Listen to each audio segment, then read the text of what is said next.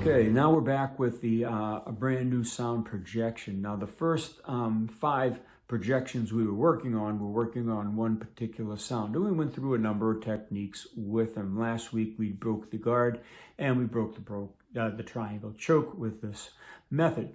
Now this week we're going to go into another one, and we're going to go into a couple more throws. We're going to go into a couple different scenarios for ground grappling as well, and you're going to see that it becomes quite easy to enact these.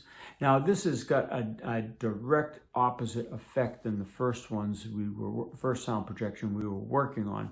So we have to take into account what we want the opponent's body to experience as we make these particular sound projections, and the best time to use them. Now, we're working with this with a throw first, like we did. We started the last one, and then we'll work into the ground situation, and you'll see how it progresses through this. And again, I urge you to take your time, work on it for a week or so until the next installment comes out, and then every week that you build on the new technique, of course, practice the old ones, because the longer you practice these, the better you practice these, the more spontaneous they're going to get, the more they're going to just happen naturally for you, and the more serious a situation you'll be able to get out of utilizing these. Now, again, I urge you to use all your proper body mechanics and your targeting. If you're using Kyusho especially, your hands have to be on the nerves. Okay, we're working with these in conjunction with Kyusho, not as a standalone, even though they work in standalone.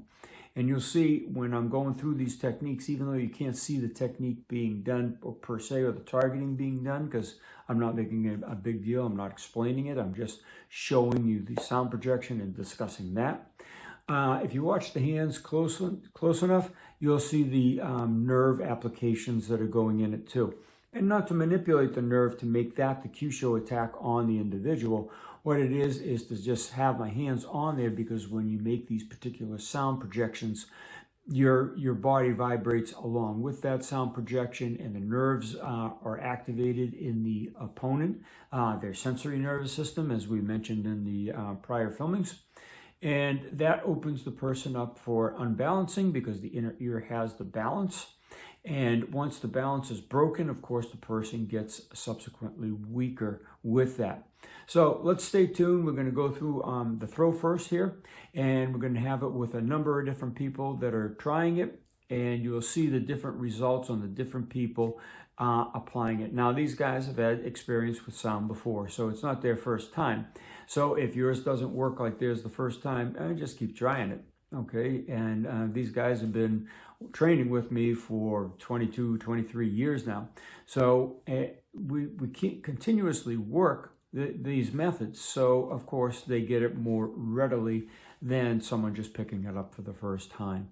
So let's stay tuned for the extended video, and you can see how the throws work with this new sound.